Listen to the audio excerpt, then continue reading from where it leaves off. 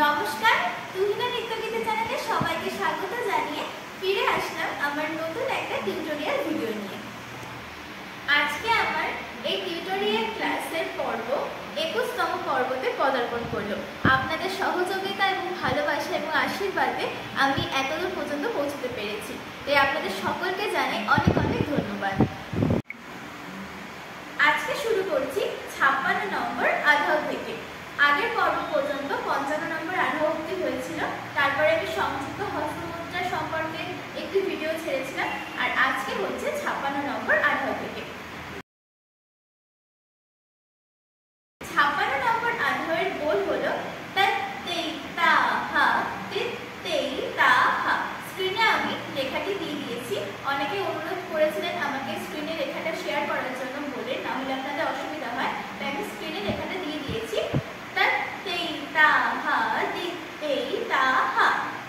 এইবার এই আধাওয়ের মুদ্রাটা আমি দেখিয়ে দিচ্ছি। এই আধাওয়ে দুটি মুদ্রা ব্যবহৃত হবে, আলাপদ্ম, কটকমুখম। আপনারা তো আগের ভিডিও দেখে জেনেই গেছেন যে আলাপদ্ম আর কটকমুখম কিভাবে হয়, তাই আমি আর ভেঙে দেখালাম না। আলাপদ্ম, কটকমুখম। আমি এবার হাতের স্টেপটা প্রথমে দেখিয়ে দিচ্ছি। প্রথম দুটো হাতই কটকমুখম করে জায়গায় থাকবে। এরপর ডান হাত দিয়ে শুরু হবে, যেহেতু ডান দিক থেকে, তাই প্রথমে জায়গায় থাকবে কটকমুখম। এরপর ডান হাত আলাপদ্ম করে সামনে যাবে, তারপর ডান দিকে ডান হাত আলাপদ্ম করে, তারপর জায়গায় আবার কটকমুখম। ঠিক সেম ভাবে বাঁ হাতও প্রথমে কটকমুখম করে জায়গায় থাকবে। এরপর প্রথমে বাঁ হাত যাবে সামনে কটকমুখম থেকে খুলে আলাপদ্ম হয়ে, তারপর আলাপদ্ম হয়ে যাবে বাঁ দিকে বাঁ হাত, তারপরে আবার জায়গায় কটকমুখম। তাহলে বইয়ের সাথে দেখিয়ে দিই।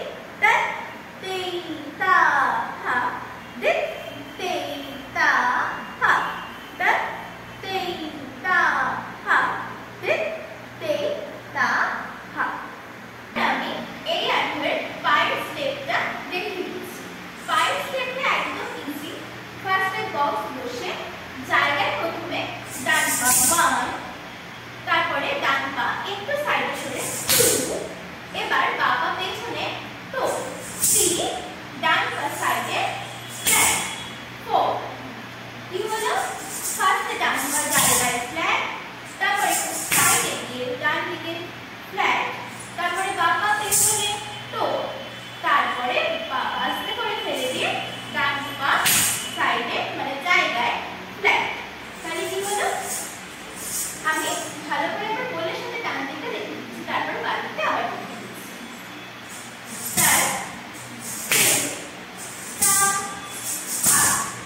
আরেকবার দেখাই।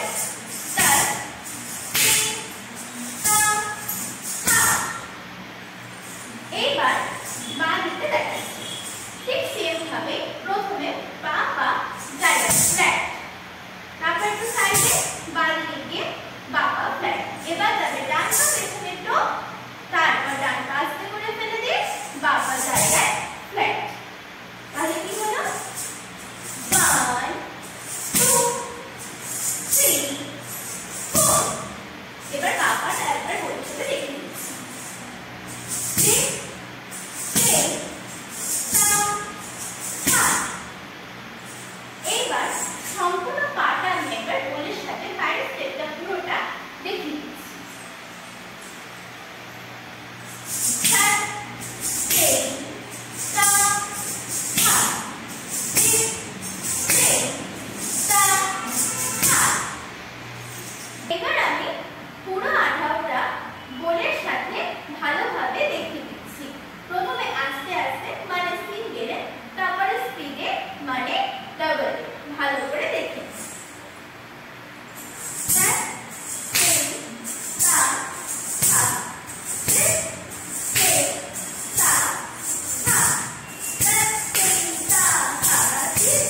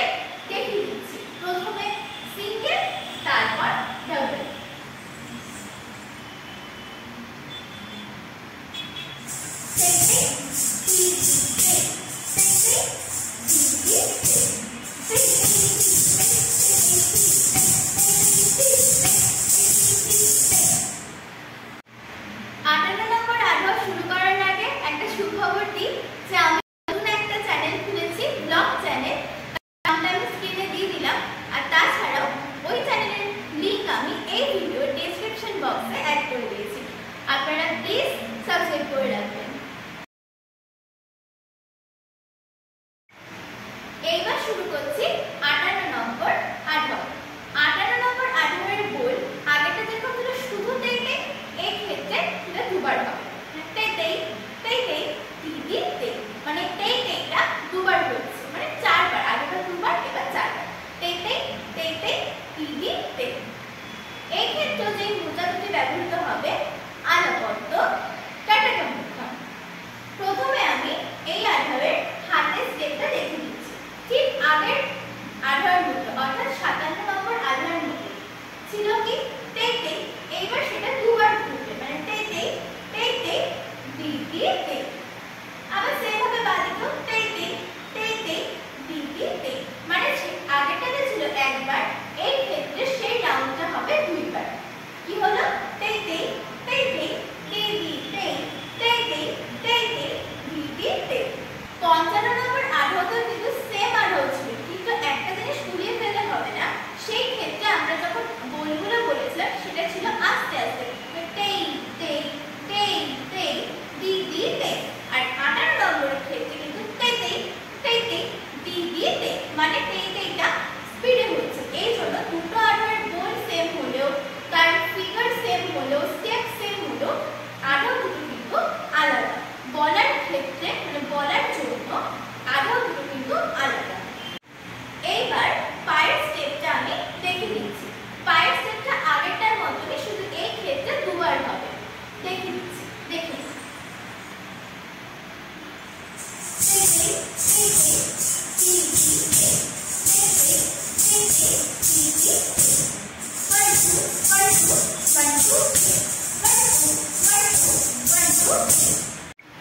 এইবার আমি পুরো আধারটা গোলের সাথে দেখে দিচ্ছি।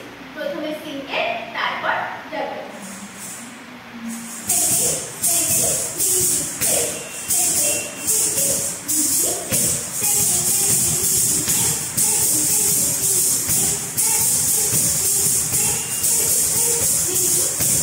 আমার আজকের ভিডিও এই পর্যন্তই।